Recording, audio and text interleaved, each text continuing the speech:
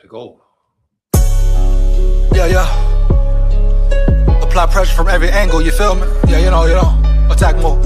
Never fold, man. Nah, never fold, never quit, yeah. Keep going. Now they gotta feel me, yeah. Now they gotta feel me, yeah. Now they finna feel me. I try to keep it cool, but niggas always act a fool. So now they gotta feel me, yeah. Now they gotta feel me, yeah. Now they finna feel me. I try to keep it cool, but niggas always act a fool. So now they gotta, I smoke that dang. Tryna get M's in the bank, fuck what they think. Knock a nigga whole mouth out. Come sign me, top break, throw hands like Tank. Knock it out the park like Hank. I've been doing them planks, what you got on my drink? I've been trying to keep my... Roll Tide full of pride. Roll Tide full of pride. Welcome to another show, another live. Let's get down to the nitty gritty. Before I even continue, when you come into the chat, make sure you like the chat up, like, comment, and subscribe, and hit that bell as well. Also, if you want to become a channel member, do that as well, man. Support the grind, support the channel. Heavy Roll Tide full of pride. We got some different things to get into today. If you saw my previous live on Alabama, you saw I ended it with the Nick Saban, the first Nick Saban presser. I really just got to get people to pay attention. The way Nick Saban came in like a true pure wave. I repeat, like a pure wave, baby. Oh yeah, yeah. So I'm trying to get people to understand just how great Nick Saban was, but not only that, the demeanor, the energy he brought with him to Alabama, the standard he set, what he demanded, right, from his coaches, from his players, from everybody on his staff, what really changed the culture of Bama around. And it's time for K-Dog, Kalen DeBoer, to do the same thing, right? Right. No ifs, ands, buts about it. You hear me? Heavy. Roll Tide. We must get back to the standard. Like you've heard me say, it's a lot harder now. Kalen DeBoer dealing with a lot of obstacles, but guess what, bruh? Nick Saban dealt with obstacles as well. You hear me? Heavy. Nick Saban had to deal with timelines, players' personalities, tampering, all that too, man. Period. It's just two different college eras, huh? Kalen DeBoer is going up against the money, the machine, some may say. Players not being held accountable, players really having full reign to do whatever the hell they want to do for real. They can get up and go, get up and leave, right? Not being held accountable at all. So they both had different battles they are going or went up against. But at the end of the day, Nick Saban overcame those battles. He adjusted. He changed his offense when it was time to change his offense, right? He had to adapt to certain modern ways of the college football world. But see, he did it quickly and swiftly, huh? He wasn't in his ego. He didn't wait too long. No, he attacked it when he should have attacked it. And he put Bama in a better situation because of it, right? Right. So, boom. At the end of the day, it's time for K-Dog to step up. Now, the state of Bama, as far as per se, the state of Bama, where they're in a good place right now. Me personally, right? I believe they finished the transfer portal strong. Now they must go into spring training strong with a high level of understanding of what their roster really truly is. You hear me? Heavy. That's the bottom line. No cap. But they're headed in the right direction. Definitely. You talk about the season. Yeah, it wasn't the results we wanted to see per se. Definitely didn't want to see them getting blown out versus Indiana in the Rose Bowl. But as far as progress, taking a step forward, guess what? Bama did just that. Right at the end of the day, we can't fake the funk, right? No cap, we gotta be all the way real. So Bama did take a step forward. Now, next year, we want to see what? More, definitely see more improvement, definitely improvement in the run game, the run battle. But as far as last season, I could say I'm overall satisfied, meaning how far they got, how they made it to the playoff, won a playoff game. People didn't even expect them to do that, right? Right. Majority of the college football world thought Oklahoma would beat Bama.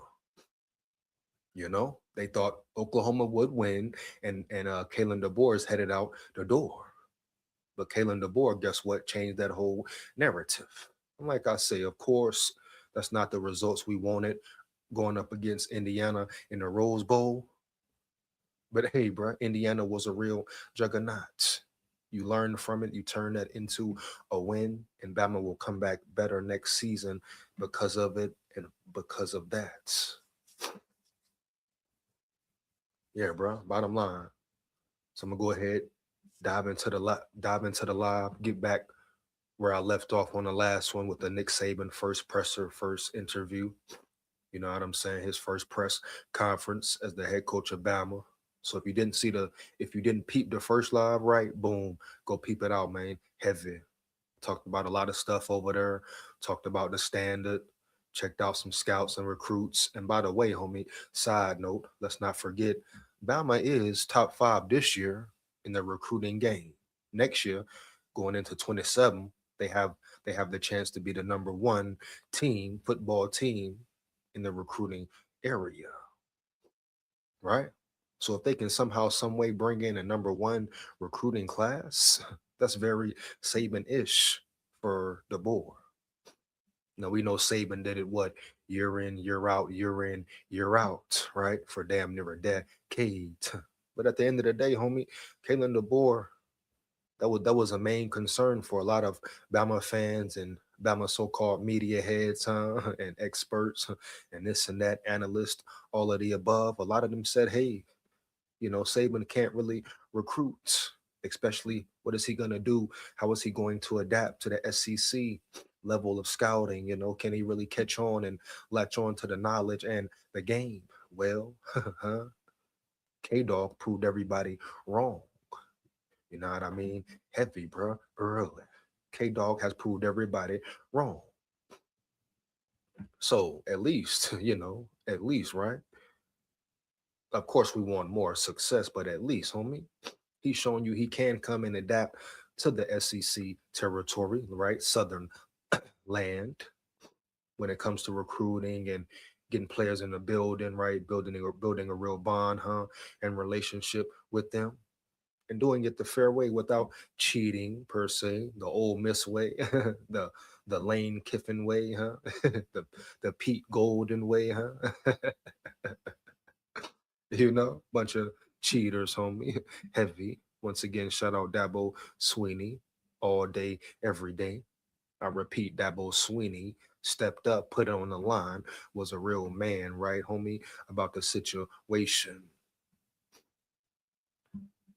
Yo, yo, Verino in the building, Verino in the building. What up, big dog? Is you bout it, fool?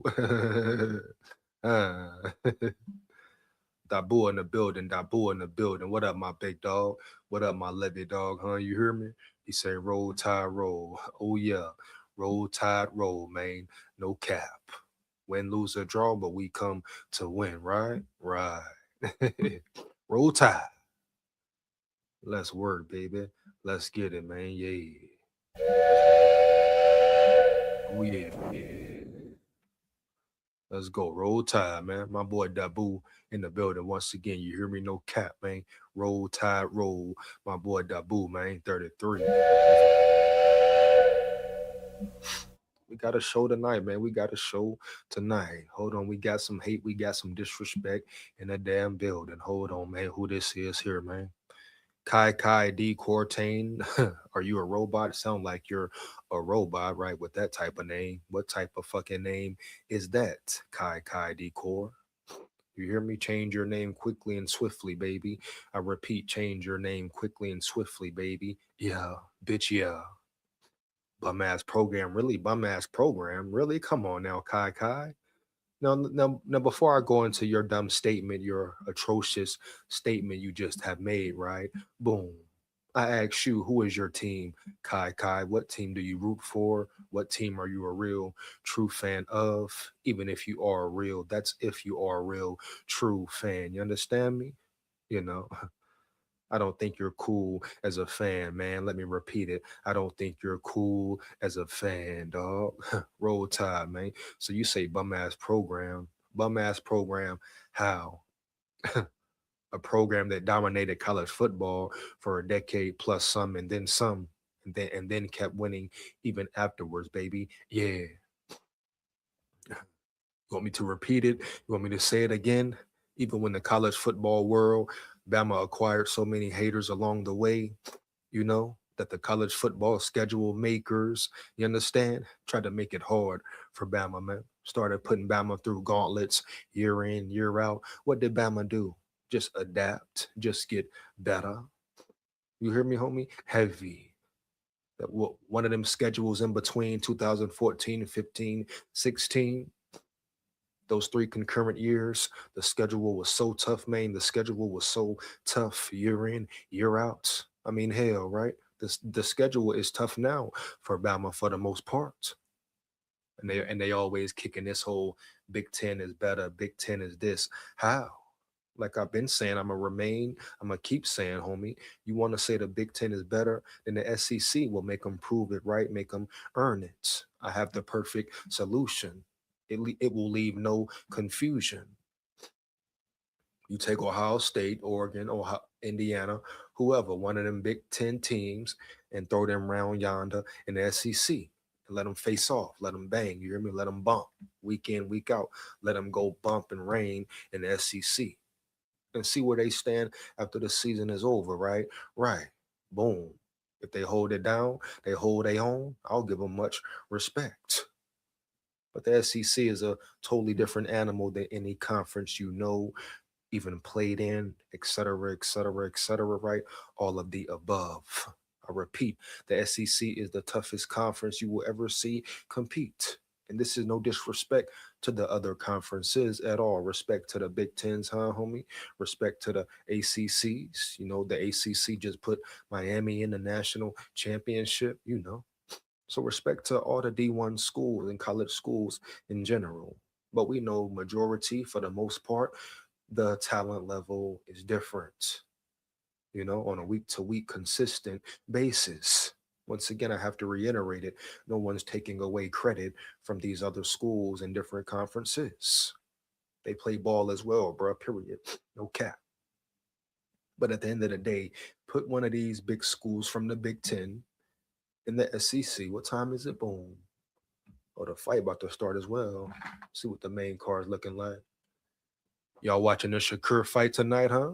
Shakur Stevenson versus Lopez. Let me know in the chat, man. Are you watching the fight tonight? Very exciting fight for boxing, if you ask me. About time, about damn time. As we know, boxing is not really pure. Only a small percent left of boxing is real pure. So tonight you should be happy if you're a fight fan or a fan of combat sports, whatever, boxing especially. You should be excited about the great fight tonight. Should be a real banger. I got Shakur winning. Like I said, I wouldn't be surprised if it was a pure domination, but you can't disrespect Teofimo Lopez in that way, in that fashion, right? Yeah, he is definitely one of the best, if not the best in his division. And like I say, two warriors going at it, two great fighters going at it, two big dogs in their arenas going at it. And finally, boxing gets a real fight, not some goofy clown Jake Paul or Anthony Joshua, right? Condolences to him and his family and loved ones for the tragic accident they went through. You know what I mean? Early, no disrespect there. But like I say, I'll take Anthony Joshua big ass down as well.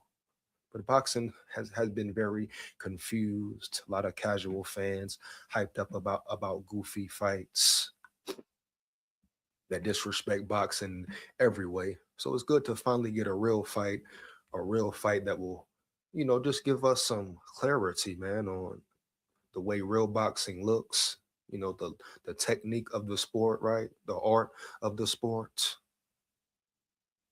Seeing two real technicians really, use strategy, huh? Boxing skills, right? Footwork, huh? Movements, understanding of the game, right? Yeah. Boxing has turned to a damn clown show. And you wonder why UFC, MMA, every other program, pay-per-view sale, has surpassed them at all levels.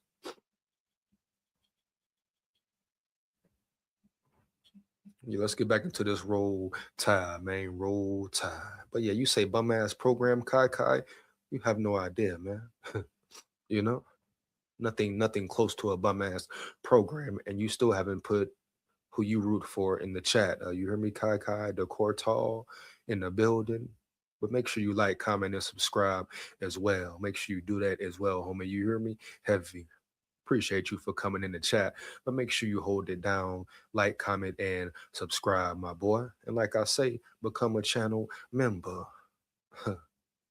Let's get it, bro. But Bama could never be a bum ass program, homie. Heavy. Even now, till then, till this day, right now, as we speak, dog. You know what I mean? Bama is still the standard.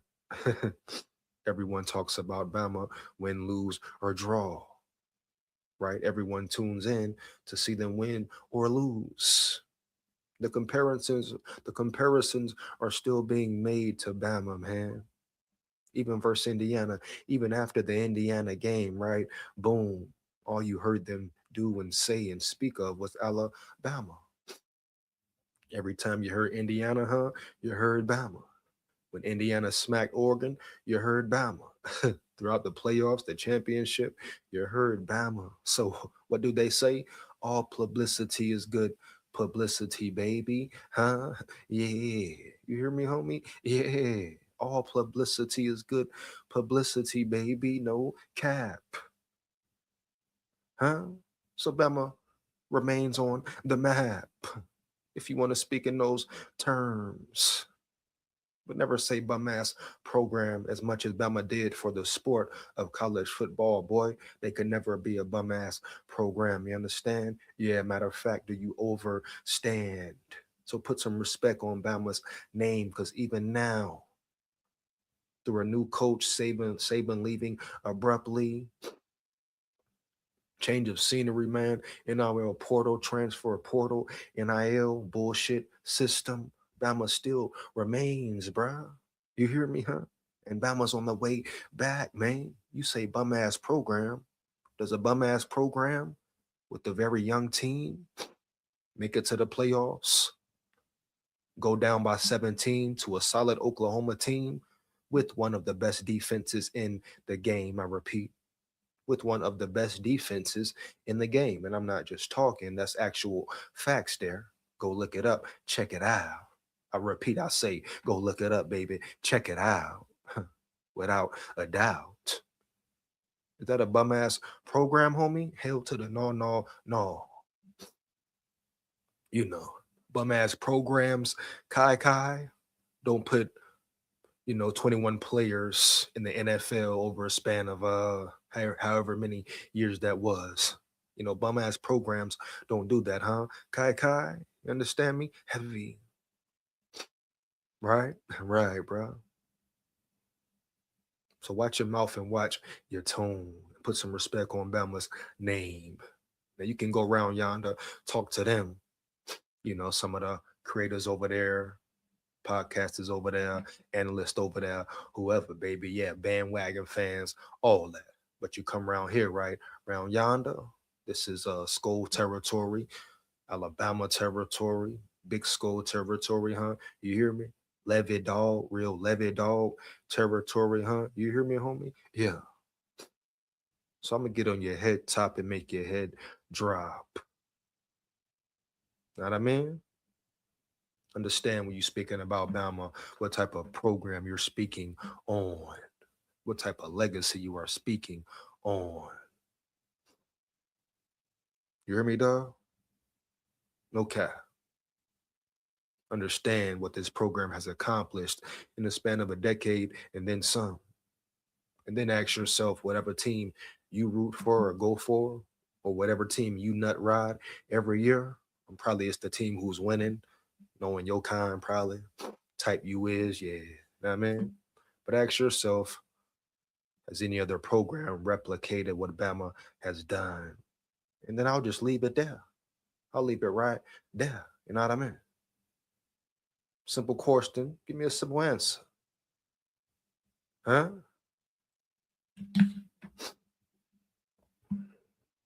Roll Tide, man. LSU would have beat the brakes out of IU. Cat. My boy Andre in the building. My boy Andre in the building. What up, big dog? My real Levy dog. What up, SKOL? I'm here to hit you up with the like. I'm out. Hey, much appreciated, Dre. Appreciate you, homie. I'll be live later too as well, my dog. Speaking Vikings type shit. You hear me? Heavy. Oh yeah, man. Yeah. Stay aware, stay safe, my dog. Heavy. Roll Tide, Skull Vikes, Skull Vikes. Roll Tide, baby. Let's get it. Shout out my dog Dre in the building, man. So we're gonna go ahead and get back into this Nick Saban presser. I left off I'm probably about 26 minutes in. So that's the first thing I'm gonna get out the way. I'm gonna finish that, dog. Like I say, the fight has started as far as the undercards and whatnot. Like I say, fire the chat up, homie. You hear me, bro? If you watching the fight tonight, let me know, man. You got Shakur Steven or you got Tefemio Lopez. Who you think winning, man? You think it'll be a boring fight, right? Or a good fight? Let me know, man. Oh yeah. Oh yeah. Roll Tide, full of pride, baby. Yeah, I just wanted, like I say, I wanted to watch that Nick Saban presser. So people could just understand like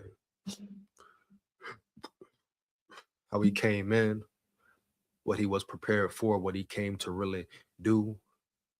You're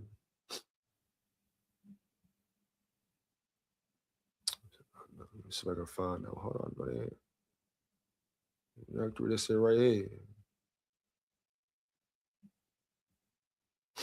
Yeah, I think it's this one here. I'm just get back into it, man.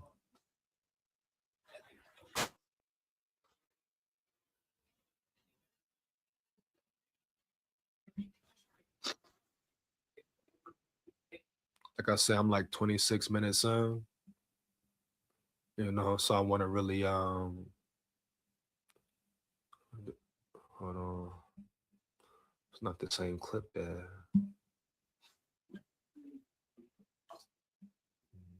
For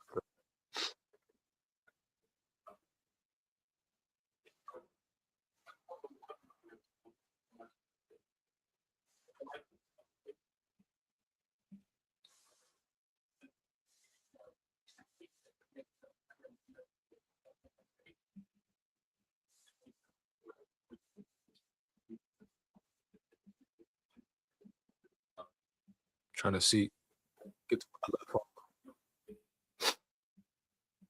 get to where I left off in the presser.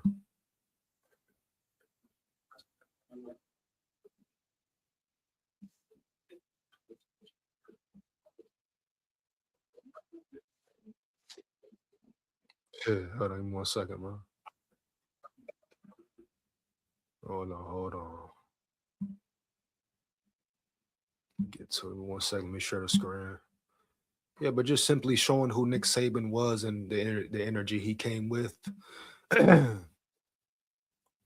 So when I say y'all want to see more out of K Dog or see, a little more fire, I'm not saying he has to be, oh, do what Saban does or what Saban did. No, be yourself, homie. Be you. But be a little more angry, man. Have more of a higher standard, man. No cap. Demand respect as well. Demand perfection from your team, right? Boom. That's all I'm saying, bro. Like, take it up a different level in the coaching aspect of things and make sure the coaches around him take it up as well. It starts with your staff, homie. Nick Saban said damn near every time the guys he brung in the beginning, later, all that. The coordinators he hired, boom. He held them to a certain standard, man. And there was certain coaches he was looking for. Now, the later part of the end of his career, he maybe had a few questionable hires or coaches didn't pan out or turn out to be who he thought they were. You know what happens, man? It happens. And ultimately, that's probably why he left. All these problems with college football are just piling up. I'm understanding he's knowing what's going on. He probably understands the corruption, the whole tampering. It's probably been going on for years. And shit, he may be one of the coaches who has just stayed quiet about it. That could just simply be facts right there, homie. Yeah, bottom line, no cap. But whatever the case may be, Saban is a raw legend. One of a kind. No, bottom line, one of a kind, man. Huh?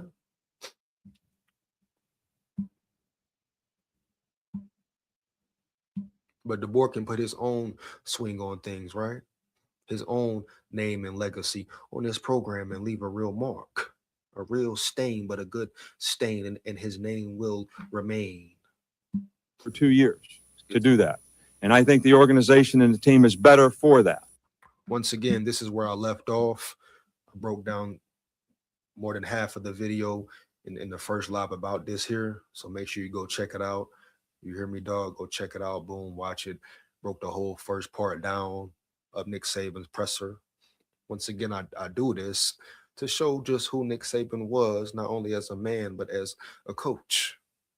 Simply on a coaching level, to observe what he stood for, what he was bringing in to the building. When he was on that field, bro, in his element, right? He was no joke.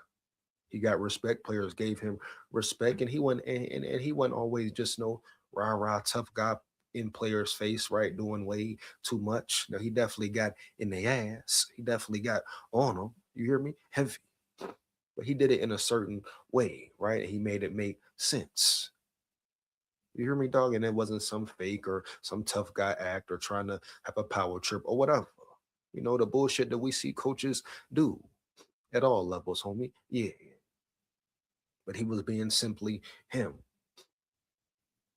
You hear me? But who he was and the players who were around him, they believed in him, man, his every words. They went out on that field every week, every Saturday, and went to war for him. And they felt good about doing it. They didn't second guess or question nothing. Right? Right. Let's get to it, man. Yeah. And it was premature for me to leave. But at the same time, if I knew that my heart was someplace else in terms of what I wanted to do, I don't think it would have been fair to the organization if I stayed. And that's what.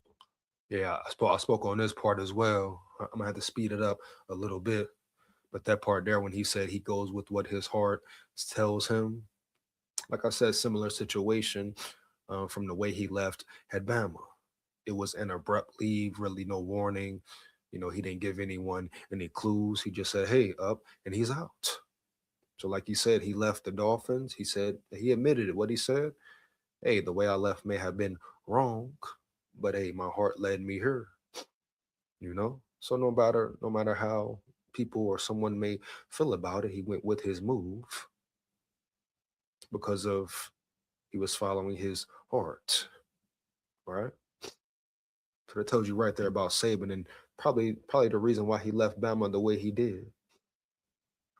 He knew the NIL was coming, the transfer portal was coming. You think he didn't know all along, right? He knew what he had to go up against. Money, pay for play, team schools with more guapino, players not being held accountable. I mean, he talks about it right now on ESPN, Pat McAfee, all of them. He always speaks on the NIL transfer portals, right? About how it has affected college football in a negative way. And let me reiterate it, dog. I gotta say it time after time again. It's not about not wanting players to get paid. Yeah, they should get paid. No cap, no shit. Sherlock, duh. What the hell? Is this a gimmick? Is this a joke? They should definitely get paid. Once again, do you want them to crash out? You know what I mean? How much are we talking paper? How much paper are we talking? Right? And now it's getting to a point where that's all they're enticed by, man. They're letting the money, the guapino, the material things, right? The jewelry, the clothes, right? The fame, ultimately the money, man, lead them, right? Lead them to the school they want to play for. Maybe lead them away from the school they actually want to go to, right? Enticed by the money, dog. The material, the shine, the promises, all that. So it's no longer the same game in Saban. His heart told him it was coming. So I guarantee that's why he left the way he did. He had enough of it. But they must be very careful, man. You don't want to turn college football into a gambling game, man, where it's all about money, where players no longer have any integrities and principles. They can be led like sheep anywhere for the right amount, for the right price, be controlled like cattle, huh? Follow the trail of the money, follow the trail of the money. Come on, man, that's not really right, right? Yeah. So like I say, bro, boom. Nick Saban definitely knew what was coming. He expressed it. He expresses it now. Let's get into it, bro. Be no cap. Wayne and I talked about, we communicated, and we both kind of agreed that that would be the best thing that we could do. Coach. Well, I want to hire the best staff that we possibly can. Okay, and we've already started, to hire some people. We've got some other people coming in, but I don't think hiring a staff is something that you really put a timetable on. When you're trying to get the best people, there's a process and a procedure that you have to go through, and we're not going to take shortcuts to hire somebody, because once you... You hear what he said? You want the best staff. You want to get the best staff, the best men for the job. Yeah.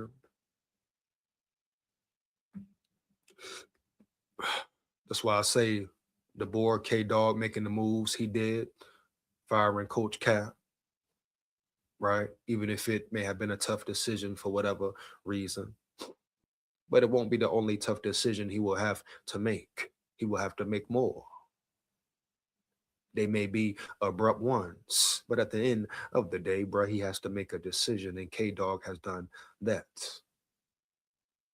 So when I say I think he's understanding, he's starting to get it even more now, because he's still going through a growing process, right? Boom. He's in a whole new conference, in a whole new realm of the college football realm, a whole new level of it, I should say. So he's still adapting and learning things of the game. You get married to them, they're here, you're with them.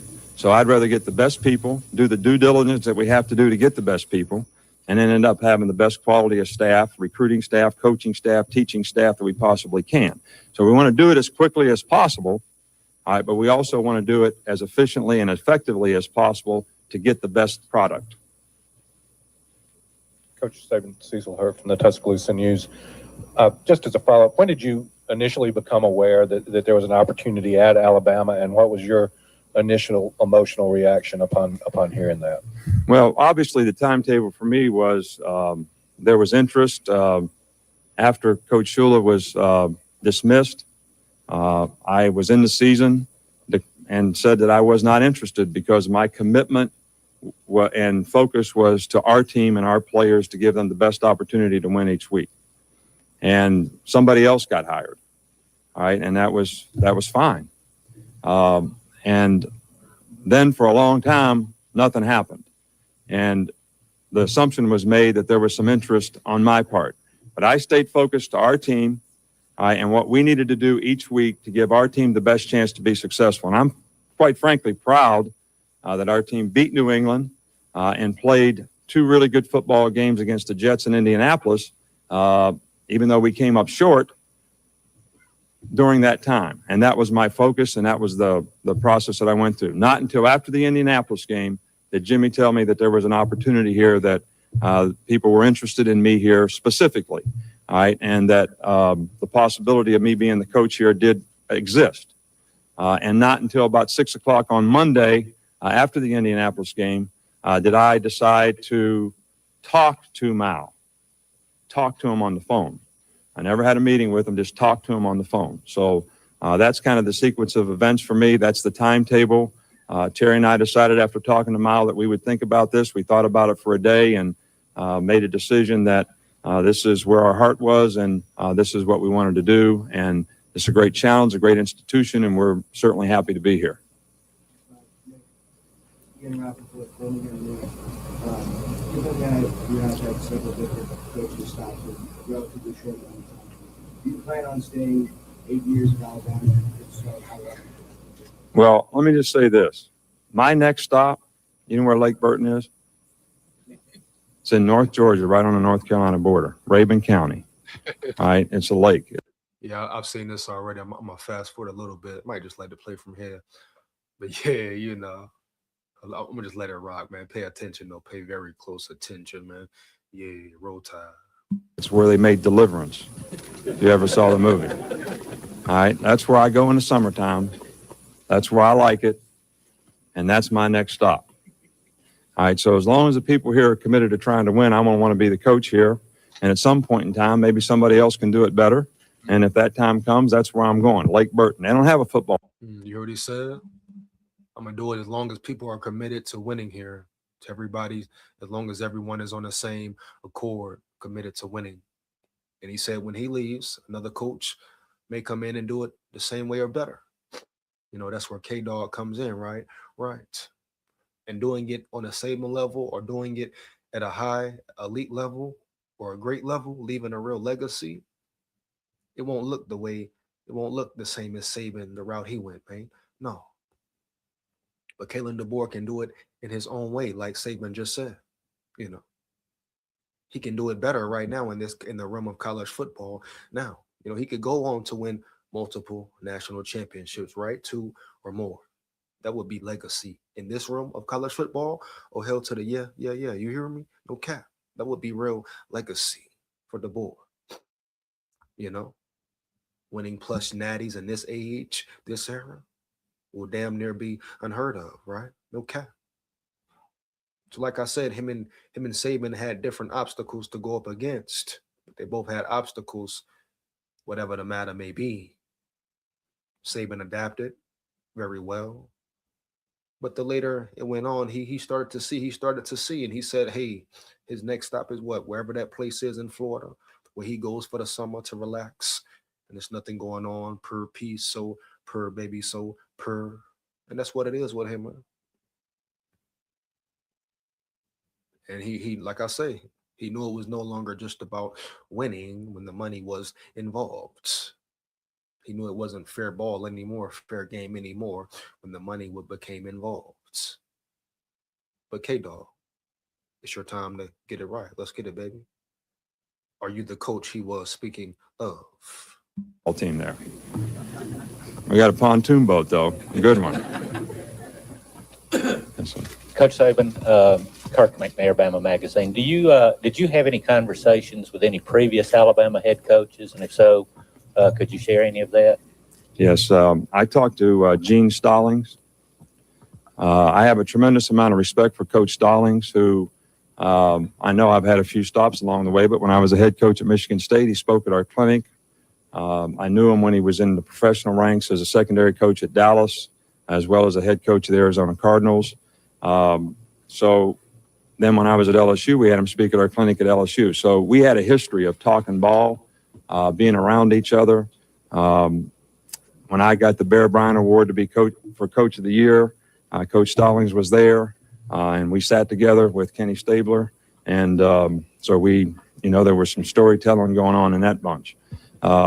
So I did think that after I talked to Mao on Monday or Tuesday, I don't know which day it was, I did talk to Coach Stallings and just ask his opinion, right, of what he thought about this coaching opportunity. And he was very candid. We had a great discussion. He obviously had a tremendous amount of success here and won the national championship. And it was helpful to myself and Terry in making this decision. Coach Tom Murphy, Mobile Press Register, right here. You've had some heated battles against Alabama in your past at LSU. I recall the post-game 2002 in Baton Rouge. I'm wondering what your impressions were of Alabama when you were there and since then. How come you only bring up the game you won? We won 4.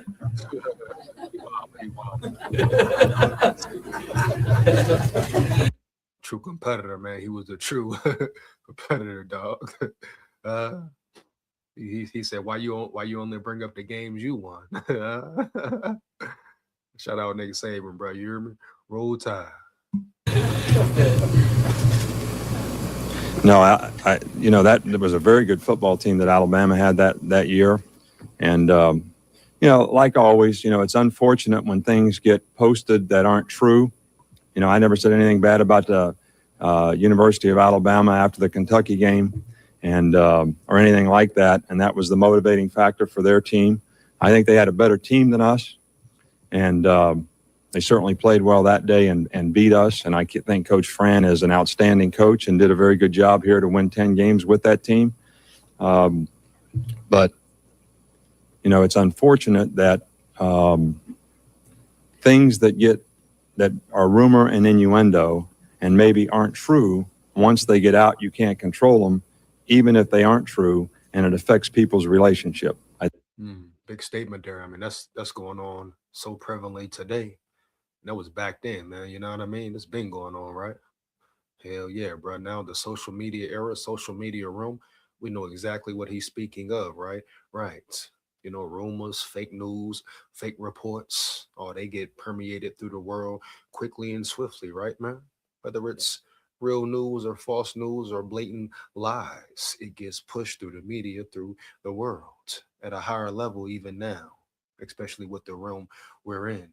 Babylon, stay aware, baby. I repeat, Babylon, stay aware, right? Right. But Nick Saban just broke it down, dog. you know? So this type shit been going on, huh? Yeah. I think that's unfortunate. Nick, Josh Cooper, Decatur Daily. What do you know about the team that you're about to start coaching, the program? And are you going to be making any sort of changes to practices or, just... Well, we have a way that we do things, and that's the way we'll do them. I mean, I got the practice schedules that we use on Monday, Tuesday, Wednesday, Thursday, and that's the way we'll do it. It's worked in the past. We've been successful in the past. We have an off-season program. We have a strength and conditioning program. We're going to do things that we think we need to do to give the players the best opportunity to be successful. I have not been able to evaluate the team. I did not see this team play in the bowl game. We were either practicing or playing someplace or whatever. I have not had the opportunity since getting here yesterday to evaluate any of that. But that's a part of the process. That's a part of what we need to do. Try to get the best 22. The process, man, that was Saban, all Saban, the process. DeBoer, K-Dog needs his own type of process. Not saying it has to be the Saban way or same form or frame, but he needs his own program, dog, regimen. Now, I know they got the fourth quarter thing, but bruh, whatever it is, it needs to be legit. He needs to put them through a real gauntlet, get them boys right, get them boys ready for the battle, bro, of college football, period, no cap. We need more physicality consistently, man. We need more aggression consistently, man. More effort, man, consistently, man. Saban changed all of that. He tore it all down. Huh? And he was really walking into a tough situation. But he rebuilded it quick, bro. Boom. Early, man. And Saban can definitely have success as long as he continues to make and take the right steps. Firing Chris Kapalovic was a great first step, but now you need more. I'm going to keep saying it, bro. He has to look at everyone around him. His staff, his strength and conditioning coaches, bro. All of the above. Guys on the field. try to give everybody the best opportunity to compete for those positions. And regardless of what a guy's done here in the past, everybody's got a clean slate and they have an opportunity to compete for their position. There'll be no depth chart. Everybody will have a chance. And, but even when you don't have a depth chart, the first team guys always run out there. So everybody knows who the best guy. You hear what he said? And that shows his brilliance, homie, as well. He really just broke it down. Facts. He said it was no depth chart. The best man would be on the field. It's a smart way to put it. And then what he said, let me bring it back a little bit. Pay attention, bro. Don't let it go over your head. I repeat, don't let it go over your head. Blood red, cold red. Homie, blood red, cold red. Oh, yeah. Bitch, yeah. Roll Tide. Of Alabama when you were there and since then? Pay close attention, man. How come you only bring up the game you won? we won. A little too far, yeah. I never said anything bad about the university.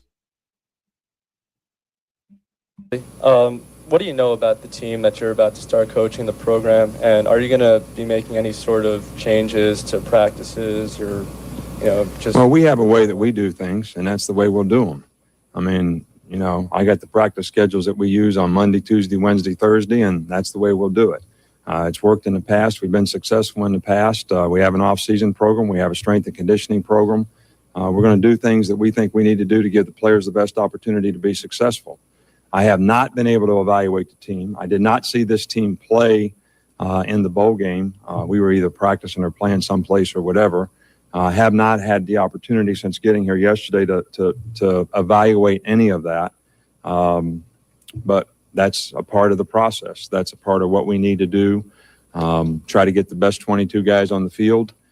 Try to give everybody the best opportunity to compete for those positions. And regardless of what a guy's done here in the past, everybody's got a clean slate and they have an opportunity to compete for their position. There'll be no depth chart. Everybody will have a chance. And, but even when you don't have a depth chart, the first team guys always run out there. So everybody knows who the best guys are. Boom, that part right there, what he said. Even when you don't have a depth chart, bro, the first team guys always run out there. So the players decide, right? The Warriors decide, baby. Boom. Now, isn't that a brilliant idea? You know what I mean? No depth chart, homie. The best men will be on the field, period, homie. No cap. That's what I mean with K-Dog, man. If young boys are better, put young boys in. Don't worry about who are freshmen and being over loyal and who's been there longer and this and that. Man, who gives a damn, homie? Yeah. You come to win or come to play, DeBoer. Huh, K-Dog? I repeat, homie, you come to win or come to play. Let me maximize my screen right quick, man. You hear me? Boom. Huh? Because this serious business here, man. Serious business. But you come to win or play, DeBoer. Forget all that favoritism. I don't care what booster paid what. I don't care if you got an 8th year, 7th year senior in the building. If it's a freshman that's busting his ass, huh? If it's a sophomore that should be starting, huh? Yeah. Even if he has a slight advantage, he should be in. Once again, I repeat, do you want to lose or win, DeBoer? Huh? K-Dog, my boy? What the hell do you want to really do? But just another way that Nick Saban shown his brilliance. Little certain small strategies, bro, to even get his players competing at more of a high level, and they don't even know it, huh? Yeah. You see the difference, baby? You see what great coaching looks like? Huh? I know my boy Dre has said, he said I had what he said, Nick Saban hangover. No, man, it's just about showing the real, Dre. Dog? Showing people in the world, what the real standard was, man. Yeah.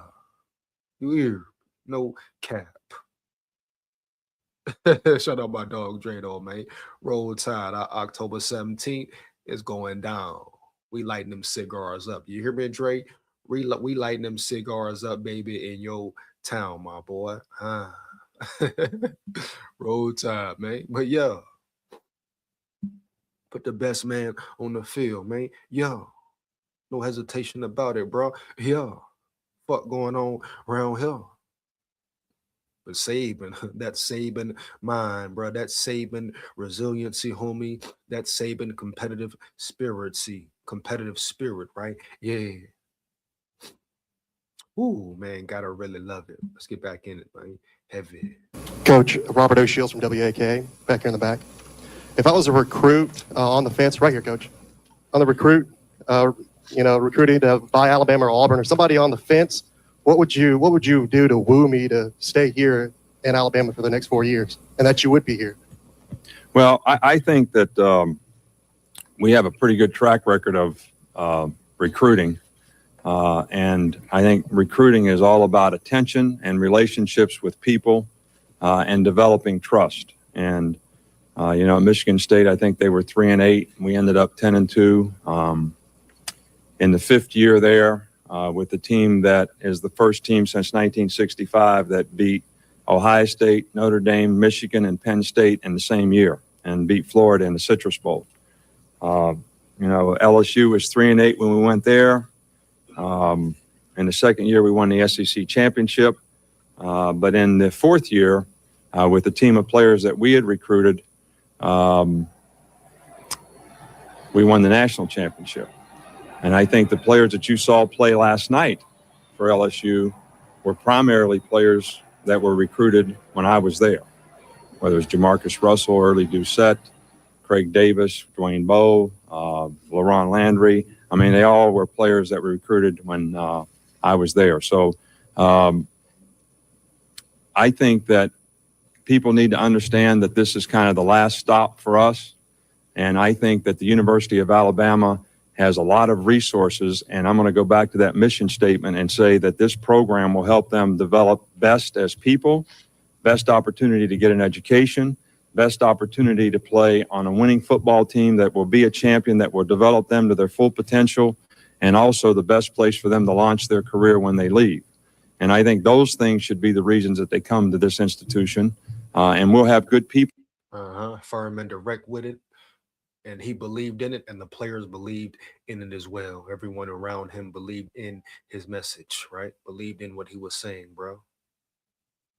Right? Yeah. And his process showed that. The program showed that, bro. Very well. Huh?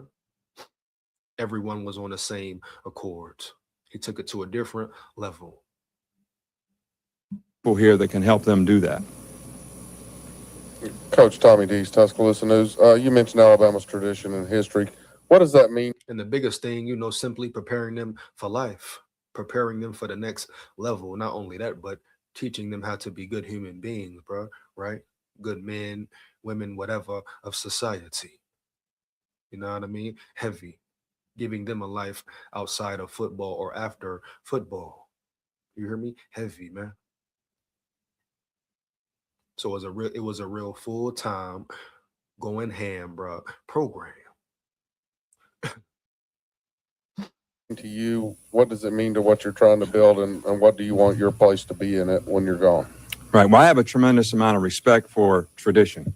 I have a tremendous amount of respect for all the people who created that tradition, all the players, all the coaches, whether it's Coach Bryant, all the people who worked hard to create that, has created a legacy for the University of Alabama that's important. It needs to be respected. It needs to be recognized. But at the same time, we need to look forward in terms of what we're going to accomplish here. Because even though that says that all those things have been accomplished here and can be accomplished here, we need to go through what we need to do to accomplish them now and in the future, in terms of the kind of football players we're able to recruit here, the kind of things that we do to show a commitment to having a standard of excellence that's going to help people be champions. And I guess that's how I would look at it. I think it's what you do now.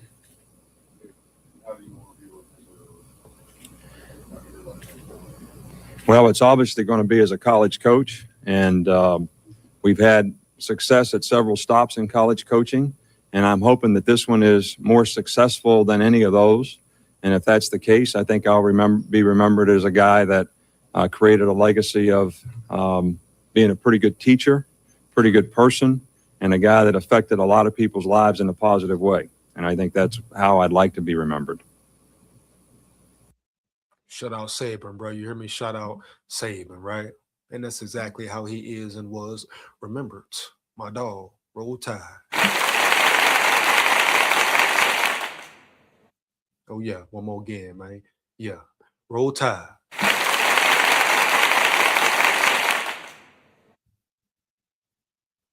Respect, bro. Respect.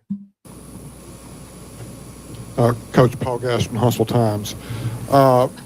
In your initial evaluation of the program and in your conversation with That boy say hustle times, ain't it? That boy said hustle times, bringing it at you, man. Yeah. Respect. Get your hustle on, big dog. Yeah. Coach Moore, what do you see as the top challenge for you to not only give Alabama a winning record, but just to reach that championship level that you talked about? Well, first of all, you got to have good players. I mean, you got to recruit well, and we need to have a staff of people that are going to, I think we've made commitments here to show that there's facilities, there's things here, but the people, the relationships, the quality of football players that you can recruit are what's going to help you be successful. The second part of that is developing the football players that you have. How do they improve while you're here? What kind of program do you have, whether it's strength, conditioning, mental toughness, physical toughness, all the things that you need to do as a coach to develop a player to be. The board need to hear and listen to this, man. I repeat, the board need to hear and listen to this, man. Yeah. Talk about the process, the program, what he just said, your staff, your strength and conditioning, your development, homie. I repeat, right? Your development, homie. Yeah. Right? No cap, bro. What does the development of your players look like? Year after year, man. Time in, time out. Consistency, no inconsistency, right? Per consistency. That's the difference, the board. That's the difference, K Dog. Nick Saban was so locked in, bro. He wouldn't bend. I repeat, homie, what I said. You hear me? Nick Saban was so locked in, huh? He didn't bend. He was on a mission to win, bro. No cap. That's where you have to be at all times, the board. You have to set the standards at all times, bro. You hear me? Period. And sometimes you're going to have to put your foot down and not play around and understand why you are doing it and what you are doing it for. Some coaches going to simply have to go out the motherfucking door. Kapalovic, Cap, whatever, boom. He was the first one. Now who's next, baby? Yeah. No disrespect to the man. Wish the best for him, man. But I don't really purely believe in Ryan Grubb. You know, Ryan Grubb didn't show me enough consistency to make me believe in Ryan Grubb. You know, matter of fact, fire up the chat. As far as Ryan Grubb and him being a consistent play caller, right? Calling the right calls majority of the time. Do we trust and believe in him to do that? I mean, let's be honest here. Let's be real honest here, baby. Did Ryan Grubb show us enough consistency, bro? Show us enough high level play calling throughout the year? Know what I mean? Did he put his offense in the best position the whole year? Hell to the no, shit no, man, shit no, homie. You hear me? Heavy. He did not do that at all. Now we understand the O-line situation, the lack of run game. We understand the bad QB play at times, but Ryan Grubb, when you run the ball for 10 yards and then you turn back around and throw the ball 3-4 times in a row, I ask you, Grubb, for what? And it can't be denied. You know, he was with the Seahawks. McDonald let him go for a reason. He even mentioned it in one of his pressers speaking about Grubb. So it's a reason he was only in the NFL round yonder for a year. It's a reason for that, man. And like I said, I wish him the best, man. I wish him much success. If he succeeds, his team succeeds. So why the hell would I want him, bro, as a real true fan to be horrible, be piss poor? Like what? Why? You know what I mean? Heavy. but he should be held accountable as well. And like I said in previous videos, bro, he didn't remain loyal to DeBoer, you know. When the opportunity came for him to take it to the next level and coach in the NFL, bro, he didn't hesitate. And even though he was supposed to be the offensive coordinator DeBoer's first year, they were supposed to come in together. But what did K Dog do? Showed him respect, didn't have no hard feelings for him, didn't feel away, even though he could have felt away, you know. But Ryan Grubb didn't think about the betterment of DeBoer or helping DeBoer out or their so called brotherhood, whatever. At the end of the day, Ryan Grubb made the best decision for him. And at the end of the day as well, he made the money move. Oh yeah, guapino, federale, linguine, fettuccine, huh? Machismo, denali. You know what I mean? Guapino, federino. Huh? You understand? He made the best move for him in his pockets, right? He wanted to sock it to his pockets, right? Oh yeah, boom.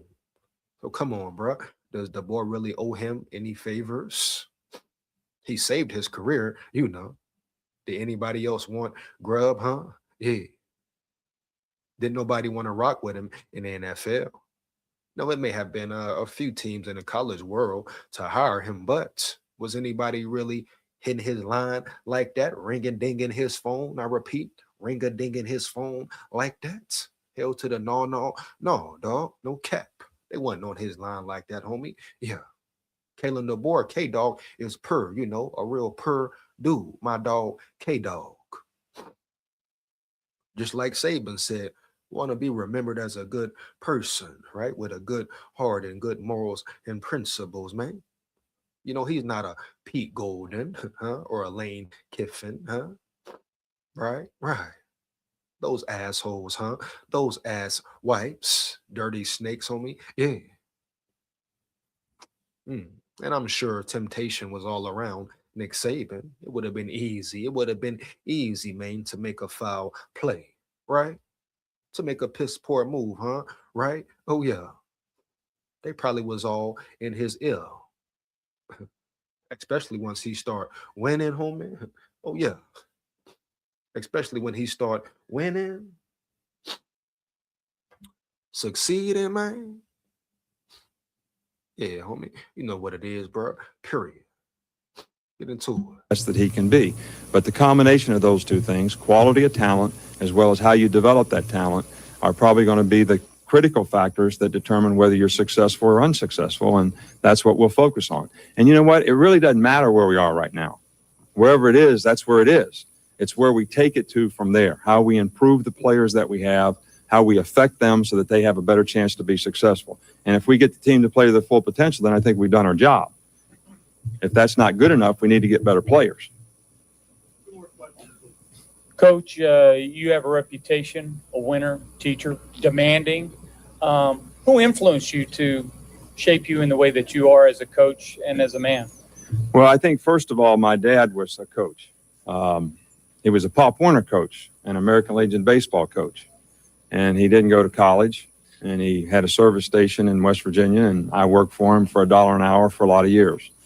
But he started out, bought a school bus. We had 7 coal mining towns in the county, and he would go in each coal mining town, which was up a hollow somewhere, pick the kids up, take them to practice, won 26 games in a row, lost one, won 33 more games in a row, beat Joe Montana's team when he was in Western PA at Butler and all that stuff. So he took these country kids that didn't have an opportunity to play.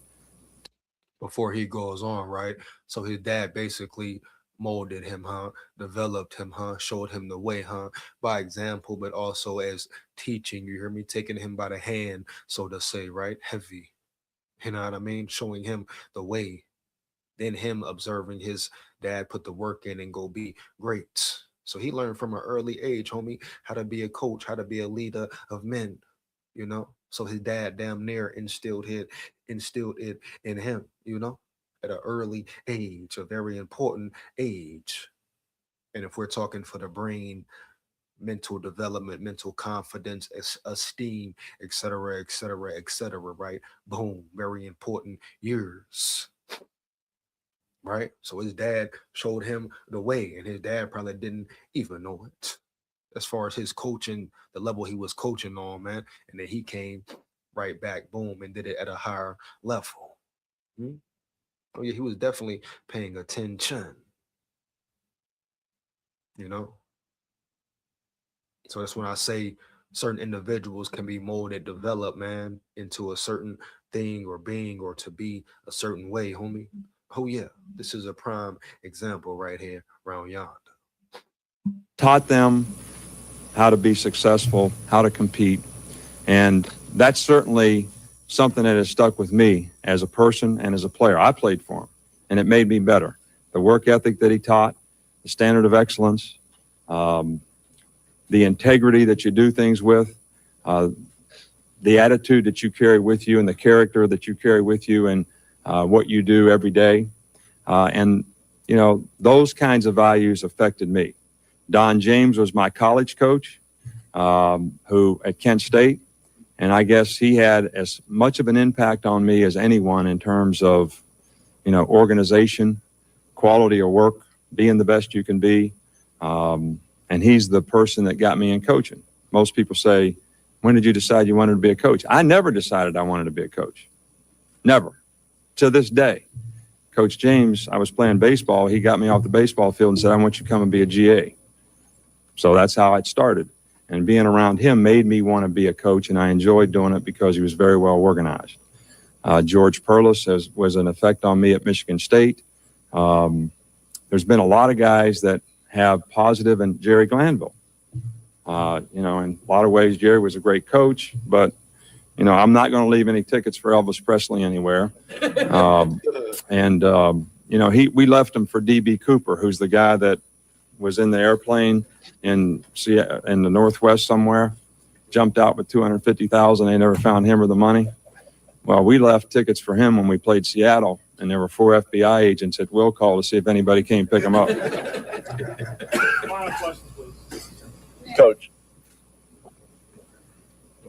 I just think it's important that you comment before we leave today on our relationship with LSU and how you're taking this position might affect that. Right. Well, you know, when I raised that crystal for the people of Louisiana for LSU when we won the national championship, it was raising it for everybody who contributed to supporting LSU, to supporting that program, to supporting that team. And that was a special relationship. And I don't think there's any reason, because we're going to compete against each other, that can't continue to be a special relationship that both sides respect. And that when we play and compete on the field, it can be a tremendous, classy rival with as good a competition as anybody could ever have in a game. But what's special about what was accomplished together as that group should remain special, just like any team that wins a championship. And those people in Louisiana were a part of that championship and a part of that team. And that special relationship shouldn't go away because we're going to have to compete against each other now. Coach, you've mentioned national championships a couple of times. What would it mean to you to have a statue on the Walk of Champions, and how soon can we expect it? Well, you're talking about expectations again. And, you know, I think that's probably one of the greatest accomplishments that we've had in coaching is, you know, winning a national championship. It was something that I'll never forget and something that I would most certainly like to accomplish again. And we're going to work very hard to do that, but we're going to stay focused on the process of what it takes to do it. And I can't make any predictions, nor will I ever about when something's going to happen. I just like to keep working on it, making it better than everybody else has. Then all of a sudden you have a chance to do that. All right. Thank you. Appreciate it. We're going to let the trustees and everyone get off of here. Coach Moore will be available up here for a few minutes to take some questions. Also, John Parker Wilson, our quarterback, is also here. I'll put him up here, sit him down, take some questions. Okay. Thank you very much. See, that's all of it. Yeah, I think that's pretty much it. The LSU Nation, they're pretty proud of. Shut your ass up, you hear me, heavy. So that's pretty much it for the Saban presser, man. Like I said, I wanted to watch that just to Show the energy and the wave he came on, bro. No cap. Just his whole demeanor, what he stood for, bro. How he was really rocking and rolling, and just what he came in with per energy, man. I repeat, per energy, homie. Yeah, that's pretty much the gist of the live. Now I'm gonna get into some Bama news, some Senior Bowl news. Slightly a downtime, but I'm sure Bama still is putting work in behind the scenes. National Signing Day is almost upon us. So a lot of things going on around yonder, bro, in Bama land. Still work, still work to be done, right? Right. No cap. You know, very important off season for K Dog and his squad and his team. More importantly for him and his coaching staff as well. You know, I feel like as far as the state of the offensive line, Bama hired the right guy. At the end of the day, everyone must prove it on the field, right? Period.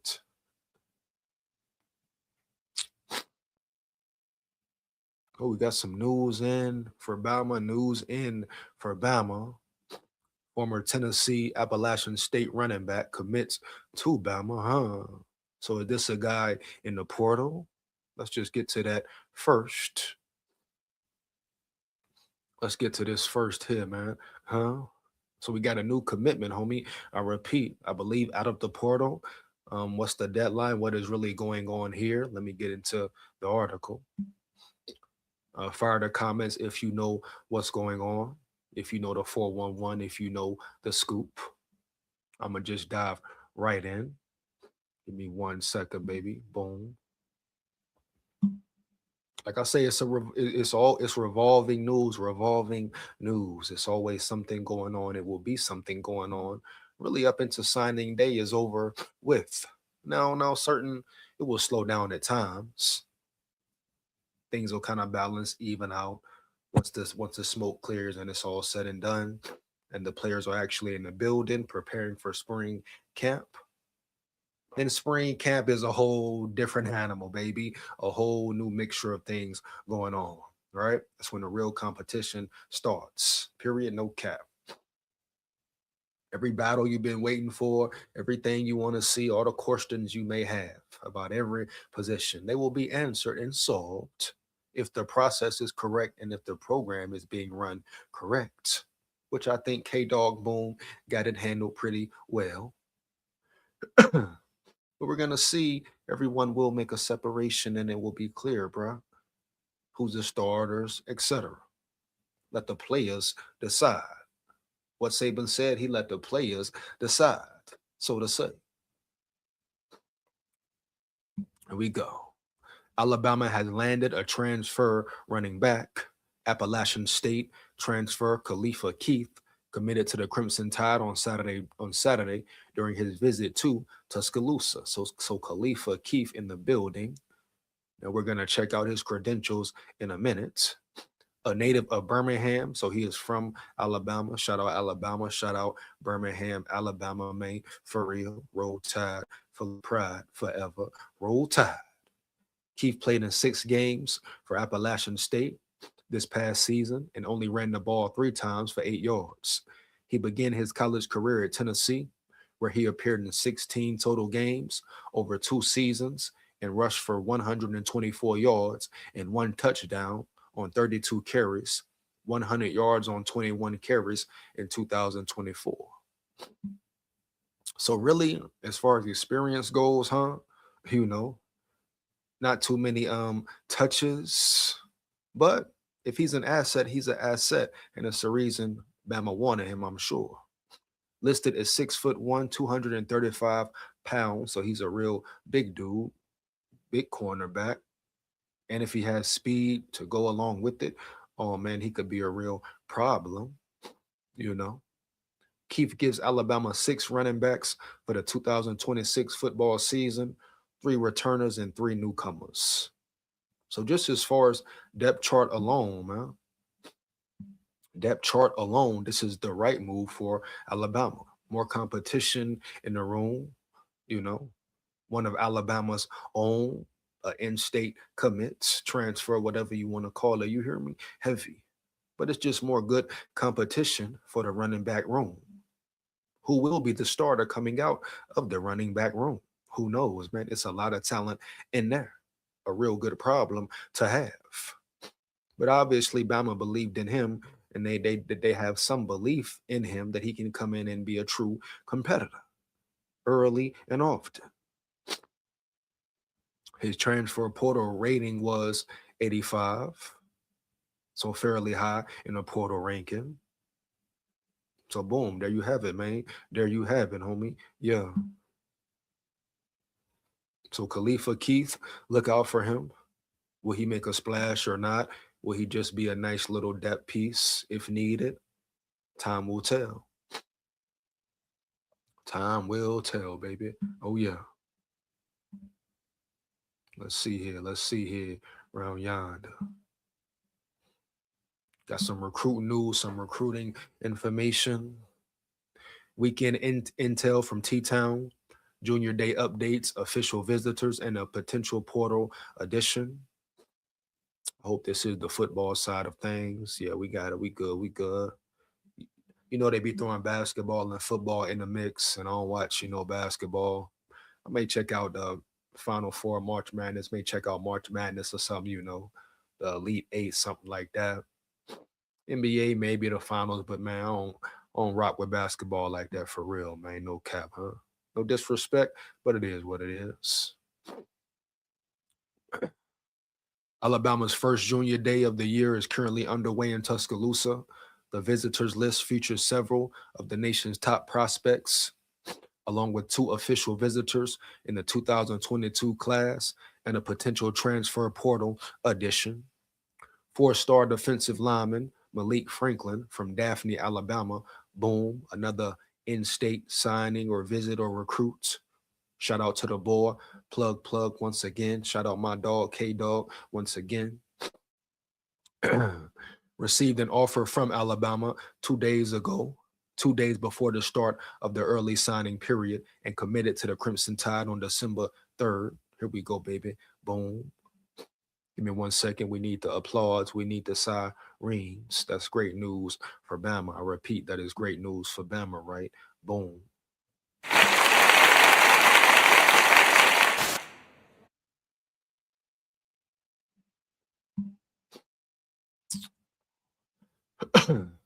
Three-star wide receiver, which I talked about him in previous videos. Aubrey Walker from Moody, Alabama, another in-state signing. Picked up an offer last week before committing shortly thereafter. Walker will take his first trip to the Capstone this weekend and is scheduled to sign on Wednesday. Alabama is also hosting former Appalachian State and Tennessee running back Khalifa Keith. And now we know Khalifa Keith did commit to the Roll Tide, Crimson Tide. Let's go, baby. Oh, yeah. Bitch, yeah. You hear me? Heavy. A Birmingham native and Parker High School product, 23, class of 2023, I'm sure. The 6'1", 235-pound back has 2 years of eligibility remaining. Saturday PM update. Keith commits to Alabama, baby. Roll Tide, you hear me? Roll Tide. Let's go, man. Lock in, bro. Repeat, lock in. And just a little side note, Bama now has 2 big bruisers, bro, potentially at the running back position. And if it's a running back room by committee, I would have no problem with that. But I think the signing of this guy shows you the physicality that Bama wants to have. I think it shows you how they realize and understand how much they have been disrespected throughout the whole season and off season, right? Analysts, the people on ESPN, everywhere, man, still continues to disrespect, right? The Bama run game. So I'm sure they're feeling a certain way and they have a point to prove. So with the hiring of Coach Clem, with the signing commitment of this running back, Khalifa Keith, 6'1", 235, a big bruiser. You can really break a team down, especially the second half, third, fourth quarter, late in the game, baby. You bring that pain. You want to break their heart. You want to take their will and take their soul. Big ass running backs. Daniel Hill coming up there. We got Khalifa Keith now. Then you have the explosive, elusive running backs, bro. The Crowells, huh? You know, the AK Deers. So they have a real good running back room right now. Man sharpen iron, man sharpen man, iron sharpen iron. I repeat, right? Boom. Man sharpen man, iron sharpen iron. So you should feel real good about Alabama's running back room and their offensive line room, especially with the addition of a coach, Adrian Clem. All the knowledge in the world of the football game. It's always beneficial, bro. Remember this, homie. It's always beneficial, right? Yeah. When you have a coach or an office guy in the room who's played football at a high level, experienced the game at a high level, right? Understands what it is to observe and identify talent. But not only that, bro, understands the work it takes and is willing to put in the work and knows how to put in the work to make that player reach his highest level, maximum potential. Know what I mean? Early, homie. Yeah. And that's what Coach Clem brings. He's a fan of the game, man, has a true passion for the game, a former player of the game. You know? Yeah. So it's a win-win. But shout out Khalifa Keith once again, bro. You hear me? I'm excited. I get more and more excited about this dude being in the building. The majority of recruits in town for Junior Day have previously been offered by the Crimson Tide. MJ Burnett, safety from Walton High School in Marietta, Georgia, received an offer from Alabama during his visit on Saturday. So Bama, you know, they just racking them up, homie, racking them up. Trey Tagliaferri, 28, QB from Bergen Catholic in Ordell, New Jersey, received an offer from the Crimson Tide. And as we know, they're really close to signing the top quarterback in the 26 or 27 class, right? What's the young boy's name? Elijah Haven. Yeah, Elijah Haven out of Baton Rouge. You know, number one quarterback in his class. So DeBoer, K-Dog, his scouting team, they just keep working, keep grinding, and that's what they're gonna have to continue to do. Oh yeah, point blank period, man. Yeah. Junior Day guest list, and most of these names you've heard or know. Most of these names I have talked about. QB Trent Seaborn, Alabaster Thompson, Alabama commit. Let's see who Seaborn really is. You know, but a lot of good. Oh yeah. I spoke on Seaborn about a couple of lives ago when I really broke down the recruits coming in and the potential recruits in the whole 27 class. Oh yeah. So we pretty much know about Seaborn. Respect. Shout out to Seaborn, man. Elijah Haven, we know about him. Number one QB in his class. Trey Tagliaferri, running back Nigel Newkirk, Gainesville, Florida. Wide receiver, I spoke on him about 2 lives ago. Manshawn Sells, Indianapolis, Lawrenceville North. Jaden Upshaw, Leesburg, Georgia, very good player. Trevon Hall, Tuscaloosa Central, Oklahoma commit, recruited as an athlete. Tight end, Sam Fanil, Richmond, VA. Jatori Williams, offensive lineman, Phoenix City Central. Antonio Berry, Tupelo, Mississippi. Shout out Mississippi, dog. Shout out to the SIP, you hear me? Heavy. Watson Kidd, Prattville. Defensive lineman, Donovan Moore, Hueytown. Mitchell Turner. Very excited about Mitchell Turner, homie. I repeat, Mitchell Turner. I feel like he can be a real dog.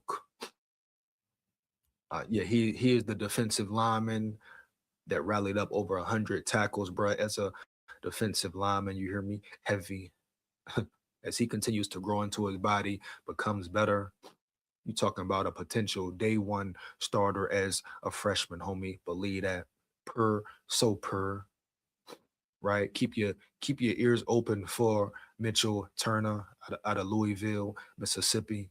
You got AJ Pauley, Mobile, McGill Tulin, edge rushers, Jabarius Garor, Pritchard Vigor, Alabama commit, Antoine Jackson, homie, out of Memphis. White Station, Adrio Rojas, Cumming, Georgia. North Forsyth, Barack Willis, Moody, Alabama. Nehemiah McCary, Maplesville, Alabama, class of 28. So DeBoer is really attacking, man. He is really attacking, man. Like I say, I'm real proud of DeBoer, real proud of K-Dog for the job he has done in recruiting. And like it or not, whether you believe it or not, recruiting still matters, bro. No cap. Linebacker Kenny Simmons, Brentwood, Tennessee, Brentwood Academy. Joakim Gouda, Douglasville, Georgia. South Paulding, Shamar Evans, Forest, Mississippi, class of 28. Defensive back, Nash Johnson. And I believe these are like potential early signees. Powder Springs, Georgia. McEthern, Alabama commit. John Meredith, Fort Worth, Texas, homie. Jabiro Osborne, Oklahoma City Mustang. Junior James, Alabaster Thompson. MJ Burnett, talked about him earlier, Marietta, Georgia. Darius White, Fairborn, Georgia, Creekside. So you know all these guys, all these guys here. Bama is really on their way to multiple top 5 recruiting classes, if you ask me. Definitely, bro. Definitely. Shout out Bama. Roll Tide, bro. For real. I got one more topic I want to get into, the Senior Bowl. I believe Tim Keenan expressed some things as well, homie. Yeah, then I'm going to get up out of here, get ready to check this fight out. Once again, let me know, man. Y'all watching the fight tonight? Who watching the fight tonight? If you watching the fight, right, who you got, man? You got Shakur or you got Lopez? Right at chat up, bro. Let me know. Any fight fans in the building, man? Let me know. Know what I mean? 1 second. Let's see what's up with Tim Keenan, the whole Senior Bowl situation.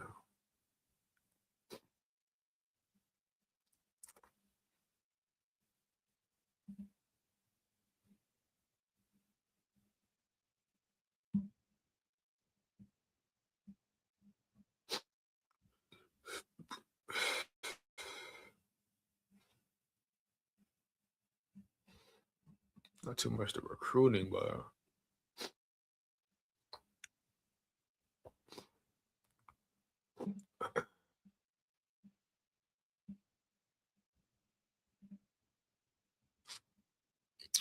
where's that site at? Let me see.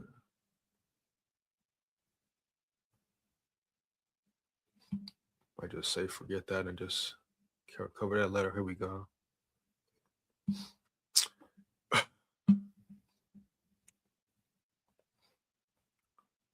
So I gotta give a shout out to Tim Keenan, a real dog on the field, man. You know, he is at the Senior Bowl.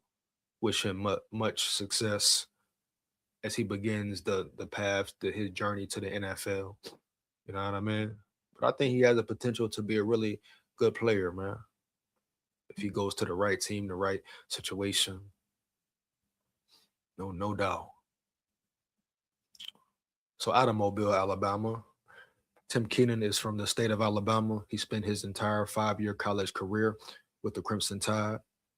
It's not a surprise that he accepted an invite to the Senior Bowl, but he also embraced the chance to practice against other future pros in front of NFL personnel. Just to show I could compete and put the belt on the line, Keenan said. You say you're the best, or you say you're this or that, but are you willing to come out, put your abilities to the test in front of other people that might even say they're better than you or this and that? Come put your showcase on the line. Shout out to Tim Keenan, bro. Having no fear, stepping right in, showing that true dog mentality coming from Bama, real Levy dog mentality, right? I mean, he didn't have to go. He didn't have to accept the invite, bro, but why not? He could build more draft stock for himself. Yeah, no doubt. And at the end of the day, that's what all this is about, bro. Boom. getting in front of more NFL scouts, showing your true talents, right? Raising your draft stock, all that at the end of the day. You getting prepared for NFL life, right? Yeah, it's what it is, man. Bottom line. Keenan is one of the 3 Alabama players participating in today's 26 Senior Bowl. Initially, the Tide had 8 players committed to be in Mobile, but because of lingering injuries, the number dwindled by 5. Keenan himself missed the start of his redshirt senior campaign due to an ankle injury, but he returned to the lineup and started Alabama's final 12 games. The Birmingham native didn't end his career with the championship, but the Crimson Tide team captain seemed content not only with his play this past year, but the team's performance. Of course, the first game didn't go like we expected it, and the start of my season didn't go like we expected it, Keenan said. I missed the first few games due to a high ankle sprain, but God brought me back bigger and better and stronger. And of course, the season didn't end like we wanted, but we overcame a lot. We built a lot and we went through a lot. And there's definitely wins in there that we did something a lot of people didn't do, especially being in the SEC. You got to put that belt on the line every week. So to do what we did and it didn't end like we wanted to, it's all good. I don't know about all good. The Indiana game wasn't all good, but I definitely understand what he is saying. Period, man. You learn from it and you grow from it. Let's check out some of his film at the Senior Bowl.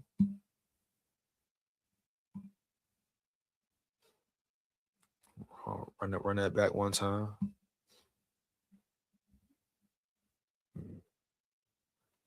Got that ball, big dog. Look like a win for Keenan right there to me. So shout out Tim Keenan, bro, getting his opportunity. Just getting right, man. Let me see. It's a real important question I want to see right here.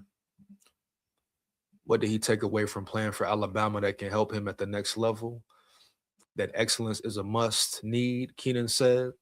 You must be excelling in everything I do. And if you're not excellent, you got to be great at it. So it's just a high standard for a lot of stuff. Roll Tide full of pride, man, That's been the standard for years now. Been a standard for years now. Who we got in the building? Run that back one time. Hey, shout out Philip Mike B, man. Shout out Philip Mike B in the building. He said, run that back one time. Run what back, big dog? You hear me? Run what back, homie? Make it clear. Make it very clear, homie. Yeah. Roll Tide, man. Let's get it, man. So, yeah, shout out Tim Keenan for getting his opportunity, bro. Going to the Senior Bowl, representing, right? Putting on the line. That's what it is, bro. So, hope, like I say, wish him the best on his endeavors. No cap. That's pretty much it, man. What I wanted to cover for this live. Finna get up out of here. Oh, side note though, shout out Ty Simpson, man. Matter of fact, yeah, that's the article though. Gotta give props to my boy, my dog Ty Simpson, bro. Give me 1 second, man.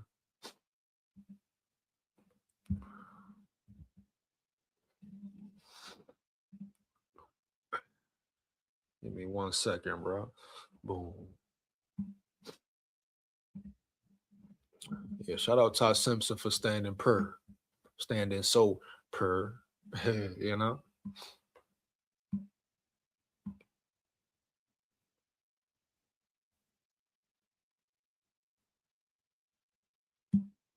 Let's get into it right quick, man. I'll be right back.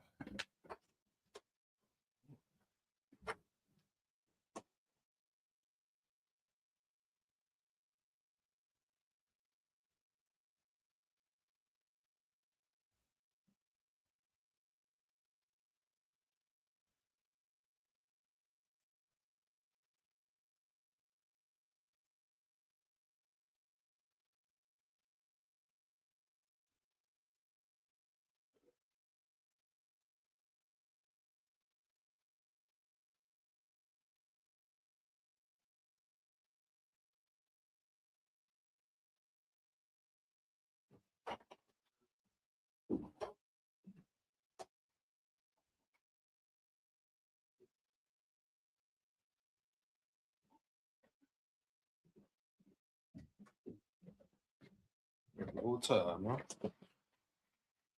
Roll Tide, baby. Yeah, shout out Ty Simpson, bro, for holding it down. Go ahead, dive into it, bro. Like I say, you got any questions, comments, opinions, let me know. Fire the chat up. This gonna be the last segment of the night right here. Ty Simpson could have transferred, but didn't want to tarnish his Alabama legacy.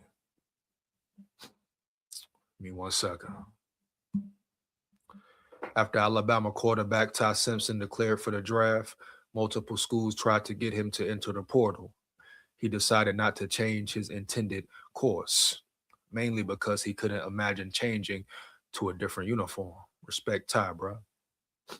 There is no doubt in my mind that the last jersey I wanted to wear in college was the Alabama Crimson Tide jersey, Simpson told AL.com via ESPN.com. I came there, I stayed there. Hey, he ain't lying, bro. He ain't lying. He stayed loyal to the standard, man. He stayed loyal to the A. Definitely respect that. No matter how you feel about him or his play at times on the field, whether it was good or bad, right? At the end of the day, bro, boom. He stayed loyal to the A. He showed respect to the A and to the program. So much love to you, my boy, for that, my brother. Potential destinations for 2026 included Miami, Oregon, and Tennessee. One school reportedly offered $6.5 million. Damn, bro. I mean, come on, man. Shout out Ty Simpson, man, from not being led and deceived by the money, by the federale, huh? By the guapino, huh? And you probably couldn't even really been mad at him for taking the bread. Now you go to Tennessee now, you definitely nigga definitely would have been you hear me, my brother? Yeah, homie. Yeah, roll Tide. You don't go to Tennessee, my boy. Roll Tide. But it probably was Miami who offered him that guapino. I mean, you see what they paid old boy. What was he, about 28 years old, 7 years in? You know what I mean? Heavy, man. Yeah. Take his ass to the damn NFL. You heard me? Yeah. But no, shout out Ty Simpson, man, for real. Like you say, he wanted to put on one jersey.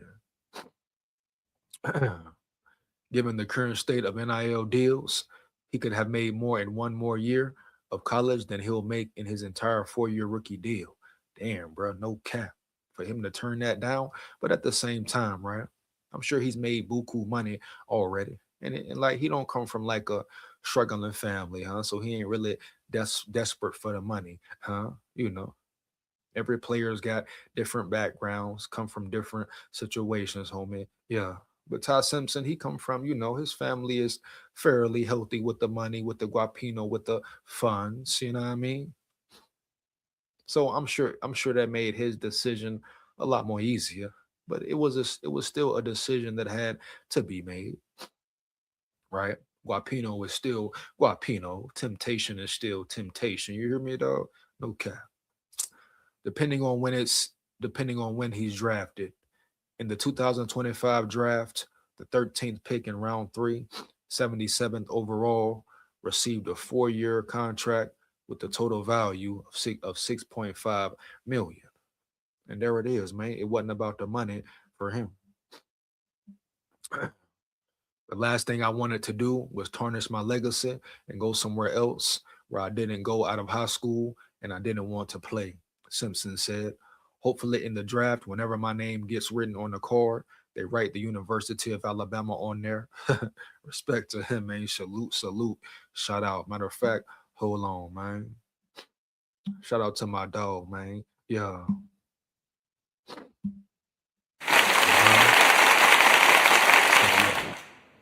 One more again, man, for real, man.